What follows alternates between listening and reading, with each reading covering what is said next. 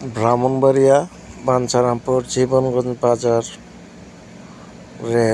Syndicate এখনো কমে নাই। নিত্য পণ্যর দাম অনেক বেশি।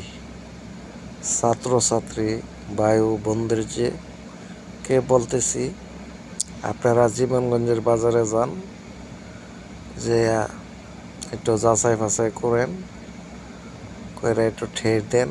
এটাও করে দুনিয়ার আলাদা। এবার পেঁয়াজ 120 টাকা কেজি, এখনো আলু 60-70 টাকা কেজি। এইগুলো আপনারা তদন্ত করেন, জীবনগঞ্জের বাজারে যান, আপনারা ধরতে পারবেন। কিন্তু এই বাজারে এমন মাথাওয়ালা আছে, ওরার লাগে কারো কিছু কথা বলতে পারে না। আপনারা এটা যাচাই করেন। সাধারণ মানুষ না খাইয়া মরার অবস্থা হয়েছে। আপনারা ভাই এটা পরীক্ষা করেন।